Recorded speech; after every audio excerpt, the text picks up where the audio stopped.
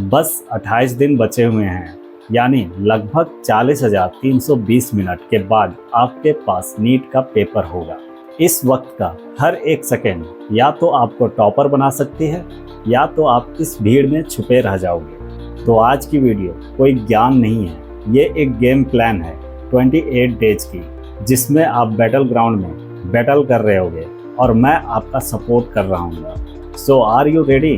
तो चलो स्टार्ट करते हैं। अभी तुम्हारे दिमाग में स्ट्रेस है, कंफ्यूजन है, आपको लग रहा होगा कि क्या मेरा नीट 2025 में सिलेक्शन हो पाएगा कि नहीं। आपके फ्रेंड्स बोल रहे होंगे कि चलो भाई घूम के आते हैं बाहर। आपकी मदर बोल रही होगी कोई बात नहीं बेटा, तुम रिलैक्स कर लो, इतना क्या ज़रूरी है मेहनत करने की। आपके फादर 12-12 घंटे पढ़ते देख करके आपसे ये उम्मीद लगाए बैठे होंगे कि इस बार तो मेरा बेटा नीट को क्लियर कर ही लेगा। बट जो सबसे बड़ी प्रॉब्लम होगी आपकी माइंड में कि आपको अपने ऊपर सेल्फ डाउट आ रही होगी कि क्या मैं नीट 2025 को क्लियर कर पाऊंगा। और यही सारे कन्फ्यूजन और डाउट के कारण आपका माइंड बहुत ही ज़्यादा स्ट्रेसफुल सिचुएशन से गुजर रहा होगा और आपको ऐसा लग रहा होगा कि काश मेरा कोई एक दोस्त होता जिससे मैं खुल के बात कर पाता। यहाँ तक कि मेरे मदर फादर नहीं जान रहे होंगे, मेरे भाई बहन नहीं जान रहे होंगे, क्योंकि मैं उनको बताना नहीं चाह रहा हूँ कि मेरा सिचुएशन क्या है। तो टेंशन मत लो यार। तो मैं इन्हीं सारी प्रॉब्लम को तो सॉल्व करने के लिए यहाँ पे खड़ा हूँ और मैं आपका दोस्त बनना चाह रहा हूँ कि आप इस दोस्त पे भरोसा करके अपनी सारी प्रॉब्लम को शेयर करो। मैं कोशिश करूँगा उन्हें सॉल्व करने की। आपके अंदर जितना भी फ्रस्ट्रेशन होगा, जितना भी गुस्सा होगा, सारा इस कमेंट सेक्शन पे निकालो और वहाँ पे सारा कन्फेस करो कि क्या प्रॉब्लम अभी आप लोग फेस कर रहे हो। और मैं बहुत ही अच्छा से समझ रहा हूँ, क्योंकि मैंने भी 5 साल नीट का प्रिपरेशन किया है, 4 अटैम्प्ट दिए हैं, 3 अटैम्प्ट में फेल होने के बाद यहाँ तक मैं पहुँच पाया हूँ। और अभी मैं एक 3rd ईयर MBBS स्टूडेंट हूँ और आप लोगों के सामने मैं इस वीडियो को बना पा रहा हूँ। अगर आप मेहनत करने में कंपैरिजन करने लगोगे अपने आप से, देन आपको सक्सेसफुल होने से कोई नहीं रोक सकता। बहुत सारे अभी आपके दोस्त ताना दे रहे होंगे कि कोई नहीं यार, नेक्स्ट ईयर ड्रॉप ले लेना, एग्ज़ाम नहीं अच्छा गया तो क्या टेंशन इतना ले रहे हो। ऐसे ऐसे दोस्त भी होते हैं, उनकी बातों को पकड़ के रखना है यहाँ पे और उनको नीट को क्लियर करके दिखाना है कि क्या चीज़ हूँ मैं। और मैं अगर ठान लूँ तो मैं 28 दिन में भी नीट क्लियर कर सकता हूँ। बस इस तरह का जज्बा आपके अंदर जलना चाहिए, अंदर से आना चाहिए, देन आप इस एग्ज़ाम को फोड़ के आओगे। तो चलिए हम लोग इस वीडियो के पार्ट 1 में आते हैं, जहां हम लोग समझेंगे कि अभी किस किस टाइप के स्टूडेंट होंगे, उनका माइंड में क्या क्या चल रहा होगा। तो जब 28 दिन बाकी होता है तो 3 टाइप के नीट एस्पिरेंट्स होते हैं। First one, the lost one, उनको कोई पता नहीं है, अभी भी वो स्ट्रैटेजी बना रहे हैं और आज भी रात का 2:30 बज चुका है, देख सकते हो 2:32 हो रहे हैं और मैं अभी वीडियो बना रहा हूँ। क्योंकि मैं आप लोग को सपोर्ट करना चाह रहा हूँ, बट आप लोग मुझे सपोर्ट नहीं कर रहे हो। आप इस वीडियो को शेयर करो यार अपने दोस्तों के साथ और वीडियो को जितना हो सके लाइक करो, क्योंकि आपका एक शेयर की वजह से आपकी दोस्त की ज़िंदगी बदल सकती है। सेकेंड नंबर में आते हैं दी ओवर थिंकर्स, जो अपने ख्याली पुलाव में डूबे हुए हैं कि मैं तो 720 आउट ऑफ 720 लाऊंगा, मैं तो इस कॉलेज में पढ़ूंगा और मेहनत तो कुछ कर ही नहीं रहे हैं। बस इसी सारे चीज़ को सोचते हुए वो अपना पूरा टाइम को बर्बाद कर रहे होंगे और वो परफेक्शन को ढूंढ रहे होंगे कि मैं पूरा एक परफेक्टली स्ट्रैटेजी बनाऊंगा, उसे परफेक्टली फॉलो करूंगा, अगर एक दिन मिस हो गया तो मैं फिर से एक नया स्ट्रैटेजी बनाऊंगा, फिर से मैं फॉलो करूंगा, फिर से एक दिन मिस्टेक हो गया, फिर कंटिन्यूटी टूटेगी, फिर से वो स्ट्रैटेजी बनाएगा और इसी चेन लूप में वो घूमते रहेगा। बस वो जब स्ट्रैटेजी वीडियो देखता है तो उसके अंदर वो मोटिवेशन आती है और उसे लगता है कि मैं इस मोटिवेशन के थ्रू नीट को क्लियर कर लूँगा। बट ऐसा तो होगा नहीं, क्योंकि अगर आपको नीट को क्रैक करना है देन आपके अंदर वो डिसिप्लिन दिखना चाहिए, तभी आप नीट को क्रैक कर सकते हो। अब आते हैं 3rd नंबर पे, दी वॉरियर्स, जो कि मेरी ऑडियंस है, जो मुझे प्यार करते हैं और मैं उनको प्यार करता हूँ। वो लोग एक वॉरियर माइंडसेट के साथ इस गेम को खेल रहे हैं। उनका सिर्फ एक ही फोकस है कि 4th मई को झंडा गाड़ के आना है। इसके अलावा उनका माइंड में और कुछ भी नहीं चल रहा है और यही लोग जीतेंगे। तो जो लोग अभी तक भटके हुए हैं उनको मैं बोलूँगा कि जल्दी से 3rd वाला स्टेज में इंटर करो और वॉरियर माइंडसेट डेवलप करो, मेहनत करो, 10-12 घंटा दबा के एकदम आपका नीट क्लियर होगा। अब आते हैं हम लोग इस वीडियो के पार्ट 2 में। तो इसमें आप लोग को 4 वीक का प्लान दिया जाएगा, जिसे अगर अभी से आप फॉलो करते हो देन आप नीट 2025 को फोड़ सकते हो। तो वीक 1 में आपका सिर्फ एक ही टारगेट होना चाहिए, आइडेंटिफाई वीकनेस प्लस रिवीजन। तो इसमें आपको सबसे पहले अपने एनसीईआरटी बायोलॉजी को पूरे अच्छे तरीके से पढ़ने हैं और हर एक पेज में आपको ये ढूंढना है कि मेरा कौन सा पैराग्राफ, कौन सा लाइन डिफ़िकल्ट है, जिसको मैं एग्ज़ाम से 2 दिन पहले रिवाइज करूँगा, उसको मार्क करते हुए जाना है। और ये काम सिर्फ एनसीईआरटी बायोलॉजी के लिए नहीं है, इस चीज़ को अप्लाई कर सकते हो केमिस्ट्री के लिए भी, ऑर्गेनिक और इनऑर्गेनिक के लिए खास करके।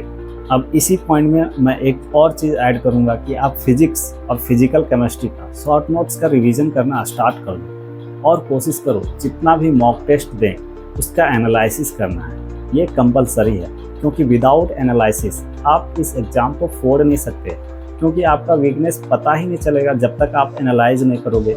और जब आप एनालाइज कर लेते हो आपको पता चल जाता है कि मेरा वीकनेस ये है, तो उसको फिक्स कर दो। अब फिक्स कैसे करना है, उसका क्वेश्चन प्रैक्टिस कर लो, या तो आप उस टॉपिक का 1 शॉर्ट वीडियो देख लो। बस इतने से तो काम करना है। इतना सा आप करते जाओगे तो धीरे धीरे वो कंपाउंड होके जितनी भी गलतियाँ आप कर रहे थे अब आपसे वो गलतियाँ होगी नहीं, और वो जो वीक टॉपिक था वो स्ट्रॉन्ग टॉपिक में कन्वर्ट हो चुका होगा, जिसके बाद आपके नंबर बूम करने वाले हैं। अब आते हैं हम लोग वीक 2 पे। तो इसमें आपको कॉन्सेप्ट को पॉलिशिंग करनी है। कॉन्सेप्ट पॉलिशिंग मतलब आपने जितने भी वीक एरिया को ढूंढा है उनका एक लिस्ट बनाओ, और उस लिस्ट में आपको पता चल जाएगा कि कौन कौन सा मेरा वीक एरिया है। उस वीक एरिया को ढूंढो और 50-50 क्वेश्चन सॉल्व कर लो। पीवाईक्यू सबसे पहला सॉल्व करना है, उसके बाद आपने जिस मॉड्यूल से बनाना स्टार्ट किया था पहले उसको रिवाइज कर लेनी है। बस इतनी सी काम करो और वो आपका कॉन्सेप्ट जो वीक था वो अब स्ट्रॉन्ग में कन्वर्ट हो जाएगा।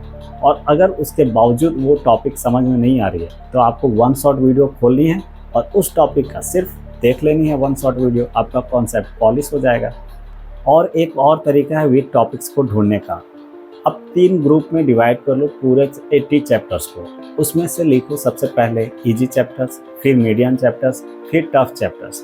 तो आपको इजी और मीडियम चैप्टर्स का सिर्फ क्वेश्चन प्रैक्टिस करने हैं। सबसे पहले पीवाईक्यू, देन आपने जिस भी मॉड्यूल से, जिस भी बुक से प्रैक्टिस किए होंगे क्वेश्चन, उसको रिवाइज कर लेना है। अब उसमें भी रिवाइज किस तरह से करना है, जो क्वेश्चन आपको टफ लग रहे होंगे, जो आपको रिवीजन करने का आपने मार्क करके रखा हुआ होगा पहले से, बस उसी सारे क्वेश्चन को आपको रिवाइज करना है। ये नहीं कि पूरा एक्सरसाइज में रिवीजन करने जा रहा हूँ, ये अब आपको करने के टाइम नहीं है। अगर आप पूरा एक्सरसाइज को करने बैठोगे देन एक ही चैप्टर में आपको 2 दिन लग जाएगा, और ये तो आपको करने नहीं है, क्योंकि अभी आपको 80 चैप्टर्स रिवीजन करने हैं। तो ये बेस्ट स्ट्रैटेजी है रिवीजन करने की।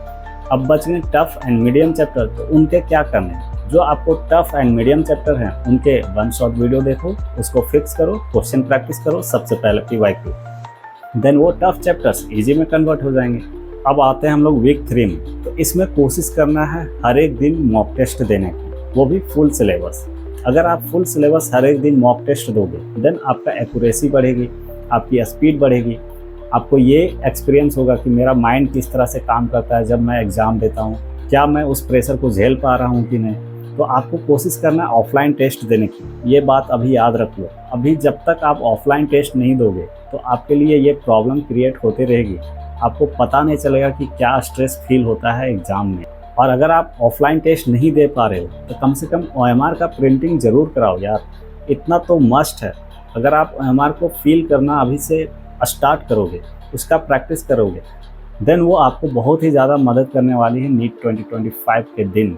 और अपनी छोटी छोटी गलतियाँ ढूंढो कि मैं क्या मिस्टेक कर देता हूँ, क्या मैं कन्फ्यूज़न की वजह से किसी भी क्वेश्चन को तुक्का मार देता हूँ, क्या मैं टफ क्वेश्चंस को भी सबसे पहले हैंडल करना स्टार्ट कर देता हूँ। तो आपको राउंड वाइज में क्वेश्चन को सॉल्व करनी है, और इस चीज़ पे मैंने पहले भी बात किया हुआ है पिछला वीडियो में, तो आप उन सारे वीडियो को भी देख सकते हो। अब आते हैं हम लोग वीक 4 में। तो आपको डेली तो मॉक टेस्ट देने हैं और साथ ही साथ रिवीजन करने हैं। रिवीजन अब आपको बहुत ही अच्छे तरीके से करने होंगे, वो भी किस तरह से।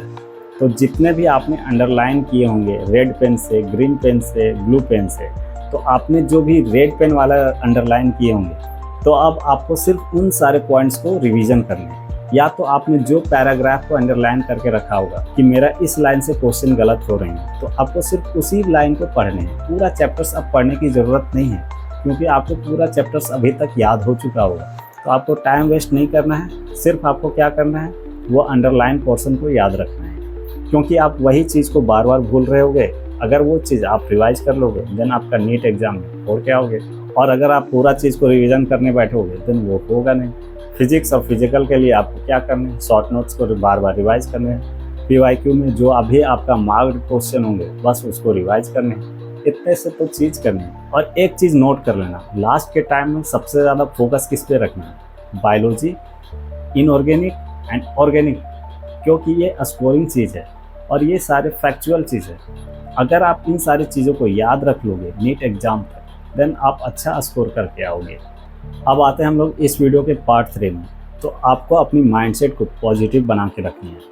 नीट एक एग्ज़ाम है, ये आपकी लाइफ नहीं है। ये बात को एकदम अपने दिमाग में चढ़ने मत देना कि ये मेरी लाइफ है।